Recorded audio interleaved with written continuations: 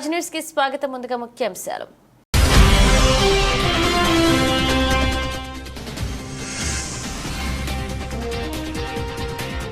యుద్ధం అంచున గల్ఫ్, విస్తృతమవుతున్న ఇజ్రాయెల్ హమాస్ వార్.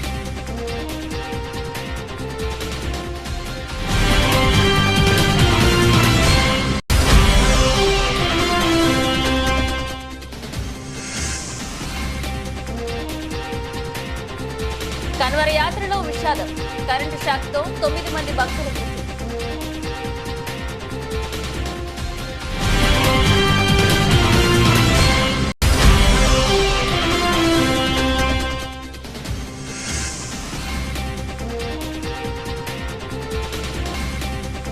అమరావతికి మహాదశ, రాజధాని నిర్మాణంపై వేగంగా అడుగులు.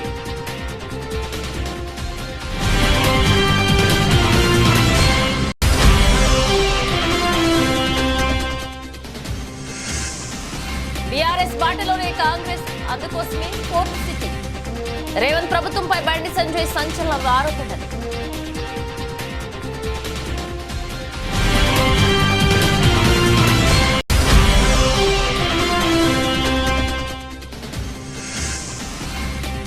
మగధీర సమయంలో యాక్సిడెంట్, భార్యను చూసి ఏడ్ చేసిన రాజమౌళి. షాకింగ్ విషయాలు బయటపెట్టిన దర్శక ధీరుడు.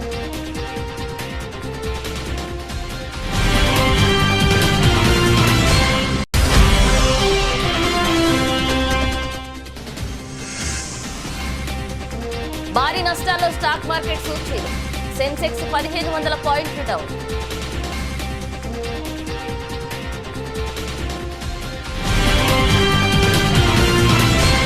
ఇజ్రాయెల్ హమాస్ మిలిటెంట్ గ్రూప్ మధ్య గత 10 నెలలుగా కొనసాగుతున్న యుద్ధం మరింత విస్తృతమయ్యే అవకాశం కనిపిస్తుంది.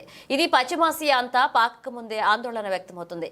ఇరాన్ రాజధాని టెహ్రాన్లో హమాస్ చీఫ్ ఇస్మాయిల్ హనీమా, లెబానాన్ రాజధాని బీరూట్లో హెజ్బుల్లా టాప్ కమాండర్ ఫాద్ సుక్రు హత్య నేపథ్యంలో ఇజ్రాయెల్పై ఇరాన్ ఏ క్షణమైన దాడులకు దిగవచ్చనే వార్తలు వస్తున్నాయి. ఇరాన్ మద్దతు గల లెబనాన్ కేంద్రంగా నడిచే హెజ్బుల్లా గ్రూప్ శనివారం రాత్రి ఇజ్రాయెల్ భూభాగం వైపుగా పదుల సంఖ్యలో రాకెట్లను ప్రయోగించింది. చాలా వరకు రాకెట్లను తమ డోమ్ వ్యవస్థ అడ్డుకుందని ఇజ్రాయెల్ వెల్లడించింది. కాగా రాకెట్ దాడుల్లో మోషౌబీట్ హిల్లేల్లో పలువురు పౌరులు గాయపడినట్లుగా హెజ్బుల్లా గ్రూప్ ప్రకటించింది. ఇజ్రాయెల్ దాడులకు ప్రతీకారంగా తాము దాడులు చేపట్టామని హెజ్బుల్లా సీనియర్ మిలిటరీ కమాండర్ ఒకరు తెలియజేశారు. మరొక వైపు దక్షిణ లెబనాన్ నగరం బౌజరీహైపై జరిగిన క్షిపణి దాడిలో కీలక హెజ్బుల్లా నేత అలీ అబ్దు హతమయ్యాడని ఇజ్రాయెల్ మిలిటరీ వెల్లడించింది. ఇజ్రాయెల్ హమాస్ మధ్య జరుగుతున్న ఈ యుద్ధం Abraham alliance versus axis of resistance మారనుందా అంటే అవురనే సమాధానం వినిపిస్తుంది. ఇక ఇజ్రాయెల్ ప్రధాని బెంజమిన్ నెతన్యాహు ఇటీవల అమెరికా కాంగ్రెస్ ను ఉద్దేశించి మాట్లాడుతూ ఇరాన్ నుంచి పశ్చిమాసియా రీజియన్ ముప్పు పొంచి ఉందని, దాన్ని తిప్పికొట్టేందుకు ఇరాన్ కు వ్యతిరేకంగా ప్రాంతీయ దేశాలతో కూడిన అబ్రహం అలయన్స్ ఏర్పాటుకు ప్రతిపాదించారు. ఇది అబ్రహం ఒప్పందానికి పొడిగింపు వంటిది. ఇరాన్ ప్రభుత్వానికి వ్యతిరేకంగా ప్రధానంగా దాని మద్దతు గల దేశాలు గ్రూపులతో కూడిన యాక్సిస్ ఆఫ్ రెసిస్టెన్స్ ను వ్యతిరేకంగా ఇజ్రాయెల్తో దౌత్యపరమైన సంబంధాలు ద్వారా పలు దేశాలను ఐక్యం చేసేదే అబ్రహం ఒప్పందం. దీన్ని 2020 సెప్టెంబర్లో ప్రారంభించారు.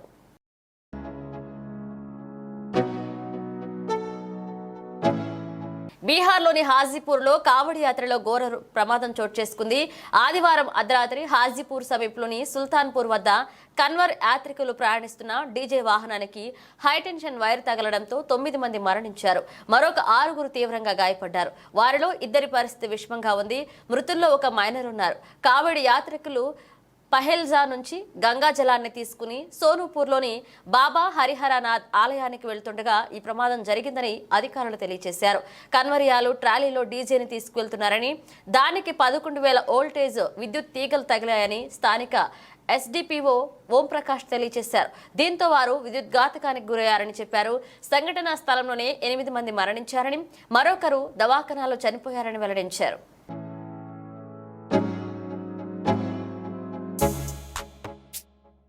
అమరావతికి మహర్దశ పట్టనుంది. ఆంధ్రప్రదేశ్లో చంద్రబాబు నేతృత్వంలోని కూటమి ప్రభుత్వం అధికారంలోకి వచ్చాక అమరావతి నిర్మాణంపై మళ్లీ వేగంగా అడుగులు పడుతున్నాయి.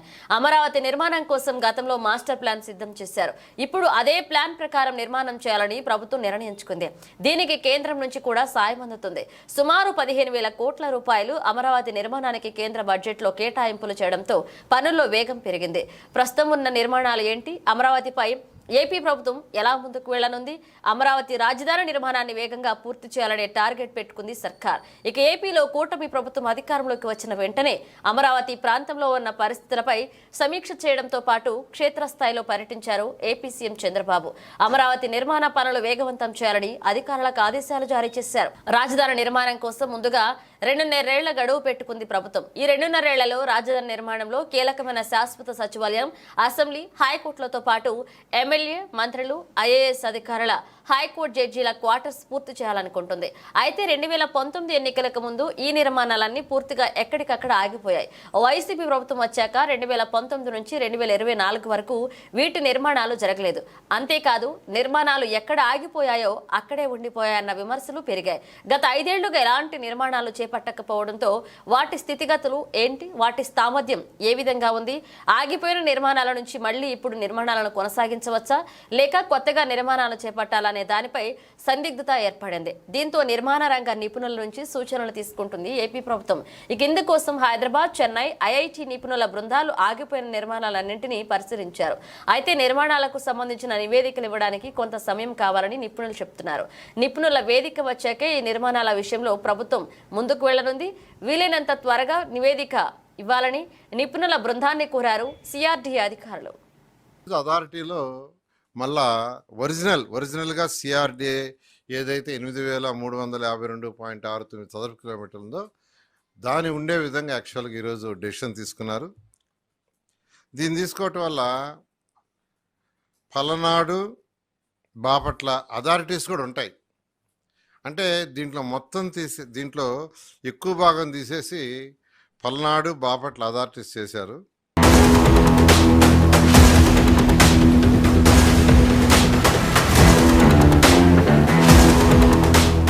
రాజధాని ప్రాంతంలోని రైతులకు సీఎం చంద్రబాబు గుడ్ న్యూస్ చెప్పారు. రాజధాని కోసం భూములిచ్చిన రైతుల కౌలు డబ్బులు మరో 5 ఏళ్ల పాటు పెంచుతూ ప్రభుత్వం నిర్ణయం తీసుకుంది. ఏపీ రాజధానికి రైతులు 30,000 ఎకరాల వరకు భూములివ్వగా ప్రతి ఎకరానికి 10 ఏళ్ల పాటు ప్రభుత్వం వార్షిక కౌలు చెల్లించాలని చంద్రబాబు ప్రభుత్వం సిఆర్డీఏ నిర్ణయించింది. ఈ గడువు ముగియడంతో మరో 5 ఏళ్ల పాటు కౌలు అందించాలని ప్రభుత్వం తాజాగా నిర్ణయం తీసుకుంది. రాజధానిలో భూమి లేని పేదలకు చెల్లిస్తున్న పింఛను కూడా మరో 5 ఏళ్ల పాటు ఇస్తారు. వేరే పనులు చేసుకుంటున్న వారికి నిలిపివేసిన పింఛన్లను పునరుద్ధరించడంపై కేబినెట్లో చర్చించి నిర్ణయిస్తారు.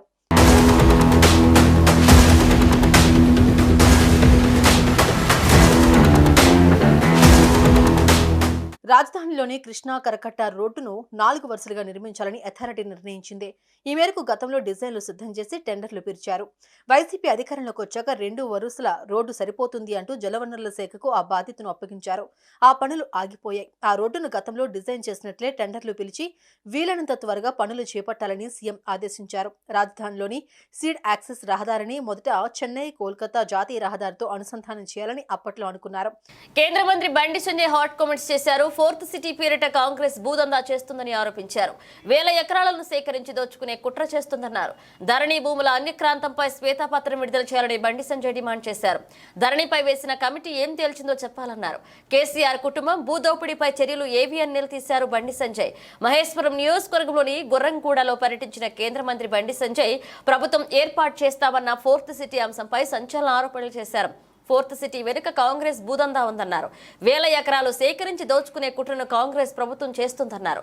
ఎన్నికల సమయంలో అప్పటి బీఆర్ఎస్ ప్రభుత్వంపై కాంగ్రెస్ చేసిన ఆరోపణలను నిగ్గు తేల్చాలని రేవంత్ సర్కార్ని డిమాండ్ చేశారు బండి సంజయ్. ఇక దాన్ని పక్కన పెట్టి ఫోర్త్ సిటీ పేరుతో భూదందాకు తెరలేపారని మండిపడ్డారు. ధరణి పేరుతో దాదాపు 2 లక్షల కోట్ల స్కామ్ జరిగిందని గతంలో మీరు ఆరోపించారు. ఇక దానిపై ఎలాంటి చర్యలు తీసుకున్నారు? దేశంలోనే అతిపెద్ద స్కామ్ గా ధరణిని పేర్కొంటున్న నేపథ్యంలో ఎలాంటి అంశాలు తేల్చాలో కాంగ్రెస్ ప్రభుత్వం చెప్పాలన్నారు. చూస్తుంటే బీఆర్ఎస్ బాటలోనే కాంగ్రెస్ కూడా నడుస్తుందనిపిస్తుందన్నారు. మరో భూదందాకు కాంగ్రెస్ తెరలేపిందని బండి సంజయ్ ఆరోపించారు. పాల్గొనడానికి రావడం జరిగింది. మా బొక్క నరసింహారెడ్డి గారు, మా శ్రీరాములు యాదవ్ గారు, చాలా రోజుల నుంచి తప్పకుండా రావాలని చెప్పి వారి యొక్క విజ్ఞప్తి మేరకు అమ్మవారిని దర్శించుకోవడానికి మా నాయకులను కార్యకర్తలను కలవడానికి ఈరోజు బోనాల కార్యక్రమం రావడం జరిగింది. ఒక మంచి వాతావరణంలో ఈరోజు బోనాల పండుగ కార్యక్రమం జరుగుతూ ఉన్నది. బోనాల కార్యక్రమం యొక్క విశేషత మనకు తెలుసు. అనేక రకాలుగా ఇవాళ ప్రజలు బోనాల పండుగ ఎందుకు నిర్వహించుకుంటారో చెప్తా ఉంటారు.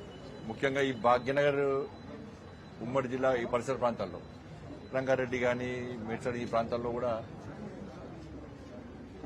గతంలో ప్లేగు వ్యాధి వచ్చినప్పుడు కానీ మూసీ నది వరదలతో ప్రజలు ఇబ్బంది పడుతున్న తరుణంలో అప్పుడు సామాన్య ప్రజలతో పాటు ఆర్మీ జవాన్లు కూడా ఆ తల్లి యొక్క శక్తిని గ్రహించి ఆ తల్లికి బోనం సమర్పిస్తే ఆ తల్లి శాంతించి కష్టాల్లో ఇబ్బందులు ఉన్నటువంటి ఈ సమాజాన్ని కాపాడుతుందని చెప్పి ఒక విశ్వాసం నమ్మకంతో ఆ తల్లికి నైవేద్యం సమర్పించాలని చెప్పి ఆలోచనతో నిర్వహించుకునే పండుగనే ఈ బోనాల పండుగ ఈ ఆషాఢ మాసంలో వస్తూ ఉంటుంది.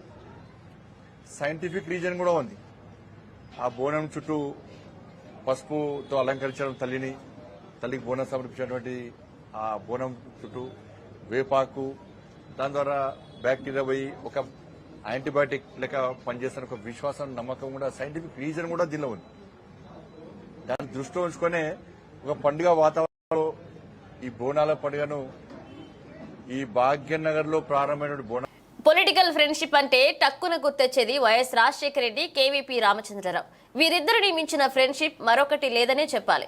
మనుషులు వేరు కానీ మనసులు, ఆలోచనలు ఒకటే. Same to same. ఇప్పుడు తెలంగాణ పాలిటిక్స్ లో ఫ్రెండ్షిప్ అంటే టక్కున గుర్తొచ్చేది ఇద్దరు వ్యక్తులు. ఒకరు తెలంగాణ సీఎం రేవంత్ రెడ్డి, మరొకరు ఆయన ముఖ్య సలహాదారు వేం నరేందర్ రెడ్డి. వీరు కూడా అచ్చం వైఎస్ఆర్, కేవీపీ లాగానే పాలు నీళ్లలా కలిసిపోయారు. ఫ్రెండ్షిప్ డే సందర్భంగా వీరి మధ్య ఉన్న స్నేహంపై ఓ లుక్ ఇద్దాం. పాలిటిక్స్ లో ఫ్రెండ్షిప్ అనేది చాలా అరుదుగా ఉంటుంది. రాజకీయాల్లో ఉండే పరిస్థితుల కారణంగా ఎప్పటికప్పుడు సమీకరణాలు మారిపోతుంటాయి. కొందరు మాత్రం పరిస్థితులు ఎలాగున్నా స్నేహానికి పెద్దపీట వేస్తారు. పొలిటికల్ ఫ్రెండ్షిప్ లో ప్రధానంగా గుర్తుకు వచ్చేది దివంగత సీఎం వైఎస్ రాజశేఖర రెడ్డి, కేవీపీ రామచంద్రరావు. వీరిద్దరి మధ్య స్నేహం రాజకీయాల్లో ఎవర్ గ్రీన్ అని చెప్పొచ్చు. ఆ తర్వాత హైదరాబాద్ బ్రదర్స్ గా పేరొందిన దివంగత కాంగ్రెస్ నేత పి జనార్దన్ రెడ్డి, ప్రస్తుత బీజేపీ నేత మర్రి శశిధర్ రెడ్డి మధ్య కూడా స్నేహానికి చిరునామాగా నిలిచారు. ప్రస్తుత తెలంగాణ రాజకీయాల్లో అచ్చం అలాంటి స్నేహపూర్వక వాతావరణం ప్రస్తుత సీఎం రేవంత్ రెడ్డి, వేం నరేందర్ రెడ్డి మధ్య కొనసాగుతుంది. సీఎం రేవంత్ రెడ్డి, వేం నరేందర్ రెడ్డిల మధ్య బంధం ఇప్పటిది కాదు. 16 ఏళ్లుగా వీరి మధ్య స్నేహ బంధం కొనసాగుతుంది. అది మరింత బలోపేతమవుతుంది. తెలుగుదేశం పార్టీలో ఉన్నప్పుడు వేం నరేందర్ రెడ్డిని ఎమ్మెల్సీని చేసేందుకు రేవంత్ రెడ్డి గట్టి ప్రయత్నాలు చేశారు. ఆ సందర్భంలోనే ఓటుకు నోటు కేసులో రేవంత్ రెడ్డి ఇరుక్కోవాల్సి వచ్చింది. ఈ కేసులో రేవంత్ రెడ్డి ఎన్ని ఇబ్బందులు పడినా కానీ వేం నరేందర్ రెడ్డితో స్నేహం మాత్రం కంటిన్యూ చేశారు. వేం నరేందర్ రెడ్డి కూడా రాజకీయంగా ప్రతి విషయంలో రేవంత్ రెడ్డికి అండగా నిలుస్తున్నారు. కాంగ్రెస్ పార్టీలో ఇద్దరూ కలిసి జర్నీ చేయడం, ప్రతి ఆపదలో ఒకరికి ఒకరు తోడు నీడగా నిలుస్తున్నారు. తెలంగాణలో కాంగ్రెస్ అధికారంలోకి రావడంతో రేవంత్ రెడ్డి ముఖ్యమంత్రి అయ్యారు. సీఎం అయ్యాక తన స్నేహితుడికి తగిన ప్రాధాన్యం కల్పించారు. వేం నరేందర్ రెడ్డిని ప్రభుత్వ సలహాదారుగా నియమించడం ద్వారా తన స్నేహాన్ని చాటుకున్నారు సీఎం రేవంత్ రెడ్డి. మిగతా వారిని ప్రభుత్వ సలహాదారులుగా నియమించిన వేం నరేందర్ రెడ్డి ఒక్కరిని మాత్రం సీఎం సలహాదారుగా పక్కన పెట్టుకున్నారు రేవంత్ రెడ్డి.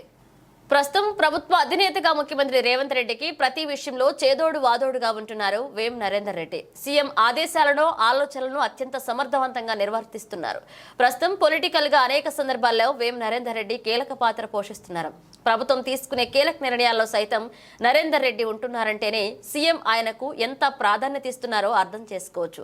ఒక్క మాటలో చెప్పాలంటే గతంలో రాజశేఖర రెడ్డికి కేవీపీ రామచంద్రరావు ఎలాగో ప్రస్తుతం రేవంత్ రెడ్డికి వేం నరేందర్ రెడ్డి అచ్చం అలాగే వ్యవహరిస్తున్నారు. రాజకీయాల్లో సీఎం రేవంత్ రెడ్డి, వేం నరేందర్ రెడ్డిల మధ్య బంధం ప్రత్యేకంగా చెప్పుకోవాల్సిందే. కష్ట సుఖాల్లో ఒకరికొకరు తోడుగా ఉంటూ తమది నిజమైన స్నేహమని నిరూపించారు ఇరువురు నేతలు.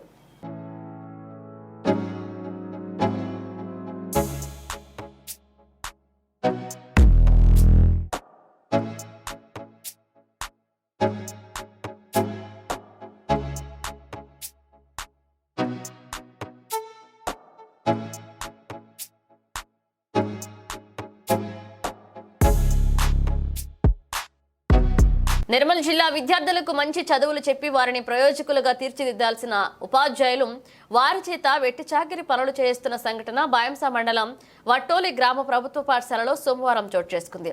బలపం అందించి అక్షరాలు దిద్దే చేతులకు చీపురిచ్చి చెత్తను ఊడిపిస్తున్నారు. అందుకు సంబంధించిన వీడియోలు, ఫోటోలు సామాజిక మాధ్యమాల్లో వైరల్ అయ్యాయి. చిన్న పిల్ల నొక్కిపిస్తున్నారు. చిన్న సార్లు కూడా తీసుకుంది సార్, అక్కడ కూర్చొని ఉన్నట్టు ముంగడికో మెల్లగా అట్లా పట్టద్దు. ముంగడికో డైరెక్ట్ హైదరాబాద్ ఇందిరా పార్క్ దగ్గర బీసీ భవనంలో న్యూ ఇండియా పార్టీ ఉపాధ్యక్షులు మాదరబోయిన నరసయ్య ఏర్పాటు చేసిన సమావేశంలో మాట్లాడుతూ తెలంగాణ రాష్ట్రంలో తెలంగాణ రజక రిజర్వేషన్ సమితి చేస్తున్న పోరాటానికి సంపూర్ణ మద్దతు తెలియజేశారు. ఎస్సీ జాబితాలో చేర్చాలని గత 7 సంవత్సరాలుగా ఎన్నో పోరాటం చేస్తూ రాష్ట్ర రజక కులస్తులకు అవగాహన కల్పిస్తున్న గోపి రజక బృందానికి మా సంపూర్ణ మద్దతు ఉంటుందని రజక కులస్తులను గతంలో అసెంబ్లీ సాక్షిగా చెప్పిన ముఖ్యమంత్రి వర్యులు రేవంత్ రెడ్డి తన మాటలను నిలబెట్టుకోవాలని సందర్భంగా గుర్తు చేశారు. ఎస్సీ ఉద్యమానికి ఎప్పుడూ పిలుపునిచ్చినా అందుకే మేము అండగా ఉంటామని వారన్నారు. National political justice front convener Madaraboina Narasaiah Telangana రాష్ట్రంలో రజక కుల వృత్తిని ఆసరా చేసుకొని గ్రామాలు మొదలు పట్టణాల వరకు ఈ చాకలి వృత్తిని ఆధారం చేసుకుని జీవిస్తున్నటువంటి రజకులు ఎన్నో రకాలుగా వివక్షకు గురవుతున్నారు. ఎందుకంటే మనం ఈరోజు ఈ తెల్లటి వస్త్రాలను ధరిస్తున్నామంటే వారి యొక్క శ్రమ ఇక్కడ మనం గుర్తించాల్సినటువంటి అవసరం ఉంది. ఇప్పటికీ గ్రామాలలో రజకుల్ని ఇంటి గడప తొక్కడానికి కూడా అవకాశం కల్పించలేని వ్యవస్థలో మనము ఈరోజు ఉన్నాం. ఈరోజు భారతదేశంలో 29 రాష్ట్రాలు ఉన్నాయి. అందులో 18 రాష్ట్రాలలో ఈ రజకుల్ని ఎస్సీలుగా గుర్తించడం జరిగింది ఆయా రాష్ట్ర ప్రభుత్వాలు. కాబట్టి ఈ తెలంగాణ రాష్ట్రంలో ఒక విద్యావేత్త గోపి రజక్ అనే వ్యక్తి ఈ రజకుల్ని ఎస్సీ కాంగ్రెస్ ప్రభుత్వం పేదలకు ఎల్లప్పుడూ అండగా ఉంటుందని, ముంపు బాధితులకు శాశ్వత పరిష్కారం చేసి చూపిస్తారని ఎమ్మెల్యే స్థానికులకు హామీ ఇచ్చారు. భద్రాద్రి కొత్తగూడెం జిల్లా బూర్గంపాడు మండలంలో స్థానిక ఎమ్మెల్యే పాయం వెంకటేశ్వర్లు క్షేత్రస్థాయిలో పర్యటించారు. తహసీల్దార్ ఆధ్వర్యంలో ఏర్పాటు చేసిన సమావేశంలో పాల్గొని లబ్ధిదారులకు అందజేశారు. 1,77,00,000 చెక్కులను. ఈ సందర్భంగా ఆయన మాట్లాడుతూ రాబోయే రోజుల్లో కాంగ్రెస్ ప్రభుత్వం అన్ని రకాలుగా అన్నదండలుగా ఉంటుందని, త్వరలోనే నిర్మాణానికి సహకారం అందజేయనున్నట్లుగా, పేదలందరికీ అర్హులైన వారికి రేషన్ కార్డులు చేరున్నట్లుగా పాయం వెంకటేశ్వర్లు పేర్కొన్నారు. బూర్గంపాడు మండలంలోని గోదావరి ముంపు ప్రాంతాల ప్రజలకు శాశ్వత పరిష్కారంగా కలకత్తా నిర్మాణం జరుగుతాయని, లోతట్టు ప్రాంతాల వాసులకు మెట్ట ప్రాంతాల్లో ఇళ్ల స్థలాలు ఇవ్వనున్నట్లుగా, వారందరికీ త్వరలోనే తరలించనున్నట్లుగా ఆయన హామీ ఇచ్చారు. ఆరోగ్యశ్రీ కూడా ప్రత్యేక రేషన్ కార్డు ఇచ్చే కార్యక్రమానికి మన గవర్నమెంట్ చర్యలు చేపట్టింది. మన క్యాబినెట్ కూడా ఆమోదం తెలిపింది. కాబట్టి త్వరలోనే తెల్ల రేషన్ కార్డు కూడా రాబోతా ఉంది. ఆ దిగులు కూడా చెందాల్సిన అవసరం లేదని నా అక్కలకు చెల్లెలకు నేను మాటిస్తా ఉన్నా, మనవి చేస్తా ఉన్నా. ఈ రకంగా 6 గ్యారంటీ పథకాల్లో ఏవైతే మన గవర్నమెంట్ ఎన్నికల ముందు మన పార్టీ కాంగ్రెస్ పార్టీ పిసిసి అధ్యక్షులు మరి ఉన్నటువంటి రేవంత్ రెడ్డి గారు, ఇప్పుడు ముఖ్యమంత్రి గారు, డిప్యూటీ సీఎం బట్టి విక్రమార్క గారు ఇద్దరు సంతకాలతో గ్యారంటీ పథకం ఇచ్చిన కార్డు మీ అందరి ఇళ్లలో ఉంటాయి. మీ మనుషులు నాతో పాటు కూర్చున్నటువంటి నాయకులు, కార్యకర్తలు మీరంతా కూడా ఊళ్ళో చెప్పాం. ఖచ్చితంగా 100% ఈ ప్రభుత్వం, ఈ రాష్ట్ర గవర్నమెంట్, ముఖ్యమంత్రి గారు క్యాబినెట్ చిత్తశుద్ధితో ఉంది, నిబద్ధతతో ఉంది. 6 గ్యారంటీ పథకాలను ఒకదాని తర్వాత ఒకటి అమలు చేసుకుంటూ మీ యొక్క అభిమాన విశ్వాసం సులభమైన దానికోసం 10 కాలాల పాటు కాంగ్రెస్ పార్టీ ప్రభుత్వం ఈ రాష్ట్రంలో పేద ప్రజలకు సేవ చేసే దానికోసం ఆ వైపు అడుగులు వేస్తా ఉంది. ఒకదాని తర్వాత అమలు అవుతా ఉన్నాయి. రేపు రేషన్ కార్డులతో పాటు తర్వాత పెన్షన్ల విషయంలో కానీ దాని కూడా నిర్ణయం తీసుకోబోతా ఉంది. ఒకదాని తర్వాత ఒకటి ఇవన్నీ ఒకేసారి చేయాలంటే ఎందుకు చేయట్లేదో ఇక్కడ కూర్చున్నట్టు అక్కలు తెలుసు, మరి అదే విధంగా చెల్లెలు కూడా తెలుసు. ఎందుకు పోయిన గవర్నమెంట్ 10 ఏళ్ళు ఉంది. మన రాష్ట్రం మనకి ఓడిపోయే నాటికి 7 లక్షల కోట్ల రూపాయలు అప్పు చేసిపోయింది. 7 లక్షల కోట్లు అప్పు చేసి పోయింది. చేసిన పనులకు బిల్లు ఇవ్వలేదు. 40,000 కోట్లు. ప్రజలు మనపై పెట్టుకున్న నమ్మకానికి న్యాయం చేయాలని ఉప ముఖ్యమంత్రి పవన్ కళ్యాణ్ అన్నారు. గత ప్రభుత్వ పాలనలో ఎన్నో అవమానాలు ఎదుర్కొన్నామన్న ఆయన వ్యవస్థలను బతికించాలనే ఉద్దేశంతోనే అన్ని తట్టుకుని నిలబడ్డామన్నారు. కలెక్టర్ల సదస్సులో ఆయన మాట్లాడారు. బలోపేతమైన వ్యవస్థలను గత ప్రభుత్వం ఆటబొమ్మల్లాగా మార్చిందన్నారు. పాలకులు ప్రజలకు జవాబుదారీగా ఉండాలి, పాలన ఎలా ఉండకూడదో గత 5 ఏళ్ల పాలనలో తెలియజేసిందన్నారు. గ్రామ పంచాయతీలను బలోపేతం చేసే దిశగా ముందడుగు వేస్తున్నామన్నారు.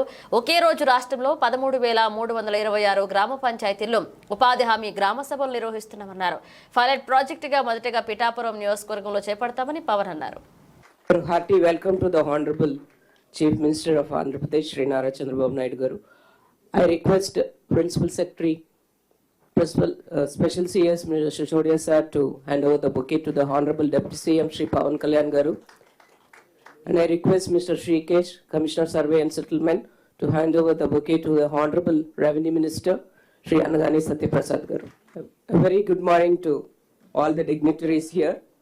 With the permission of the Chair of the Honorable Chief Minister of Andhra Pradesh, sir, may I start the today's proceedings, please? Thank you, sir. Macherla పట్టణంలోని నెహ్రూ నగర్ నందు ఆదివారం సాయంత్రం టౌన్ సిఐ బ్రహ్మయ్య ఆయన బృందంతో కలిసి ఆకస్మికంగా తనిఖీలు చేపట్టగా నెంబర్ ప్లేట్ లేని సుమారు 15 ద్విచక్ర వాహనాలను పోలీస్ స్టేషన్కు తరలించారు. ఆర్సీ చూపించి వాహనాన్ని తీసుకువెళ్లమని తెలియజేశారు.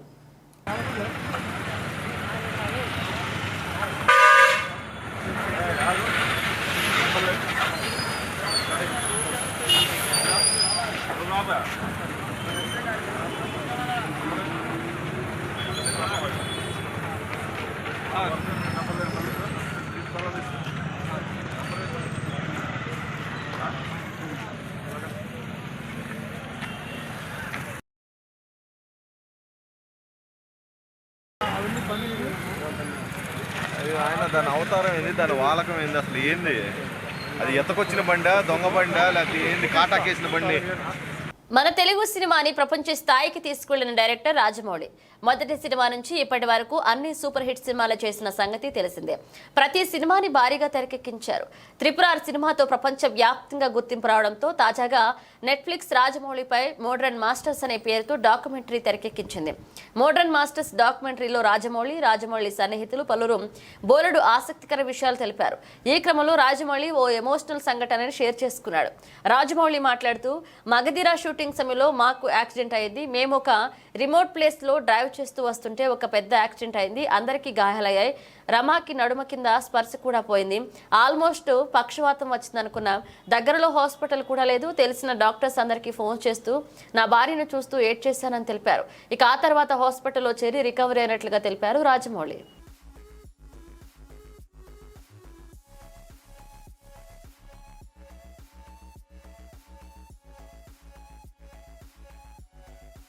దేశీయ స్టాక్ మార్కెట్ సూచీలు సోమవారం భారీ నష్టాలతో ప్రారంభమయ్యాయి. మాంద్యం భయాలతో అంతర్జాతీయ మార్కెట్లలో నెలకొన్న ప్రతికూల పరిస్థితులు మన సూచీలపై ప్రభావం చూపుతున్నాయి. ఉదయం 9:23 గంటల సమయంలో సెన్సెక్స్ 1502 పాయింట్ల నష్టపోయి 79,479 వద్ద కొనసాగుతుంది. నిఫ్టీ 466 పాయింట్లు కోల్పోయి 24,251 వద్ద ట్రేడ్ అవుతుంది. డాలర్తో పోలిస్తే రూపాయి మారకం విలువ 83.78 వద్ద ప్రారంభమైంది. సెన్సెక్స్ 30 సూచీలో సన్ఫార్మా, HUL షేర్లు మాత్రమే లాభాల్లో ఉండడం గమనార్హం. Tata Motors, Maruti, Titan, Tata Steel, SBI, JSW Steel, Adani Sports, అలాగే L&T, M&M, అలాగే Reliance, Bajaj Finance, Tech Mahindra, Bharti Airtel, Bajaj, Finserv, Axis Bank, TCS, Infosys షేర్లు భారీ నష్టాల్లో కొనసాగుతున్నాయి. మాంద్యం భయాలు అలముకుంటున్న నేపథ్యంలో అమెరికా మార్కెట్లు గత వారం భారీ నష్టాల్లో ముగిశాయి. నేడు ఆసియా మార్కెట్లు సైతం అదే బాటలో పయనిస్తున్నాయి. జపాన్ నికాయ్ సూచీ ఏకంగా 7% పైగా నష్టపోవడం గమనార్హం. ఈ ప్రాంతంలోని ఇతర ప్రధాన సూచీల పరిస్థితి సైతం అలాగే ఉంది. అంతర్జాతీయ మార్కెట్లో బ్యారెల్ బ్రెంచ్ చమురు ధర $77.16 వద్ద కొనసాగుతుంది. విదేశీ సంస్థాగత మదుపరులు శుక్రవారం నికరంగా 3,310 కోట్ల విలువ చేసే షేర్లను విక్రయించారు. దేశీయ సంస్థాగత మదుపరులు 2,966 కోట్ల వాటాలను కొనుగోలు చేశారు.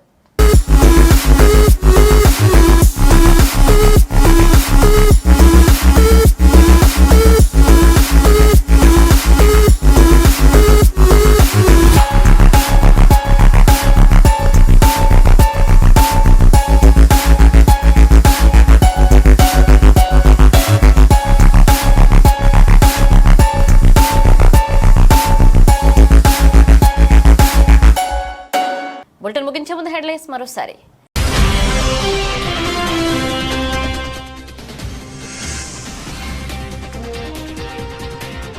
యుద్ధం అంచున గల్ఫ్, విస్తృతమవుతున్న ఇజ్రాయెల్ హమాస్ వార్.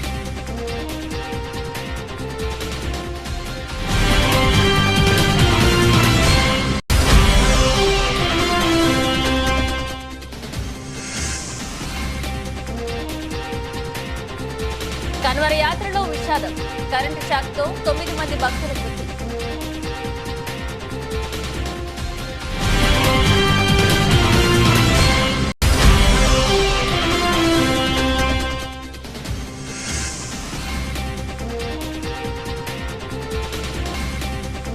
అమరావతికి మహాదశ, రాజధాని నిర్మాణంపై వేగంగా అడుగులు.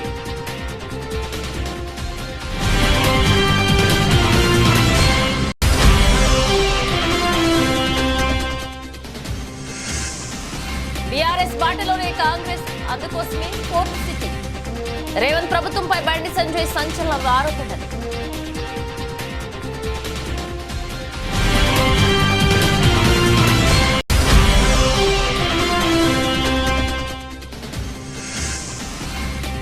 మగధీర సమయంలో యాక్సిడెంట్, భార్యను చూసి ఏడ్ చేసిన రాజమౌళి.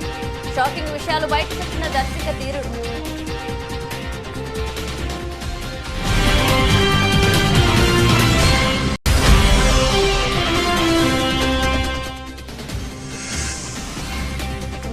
భారీ నష్టాల్లో స్టాక్ మార్కెట్ సూచీలు. సెన్సెక్స్ 1500 పాయింట్లు డౌన్.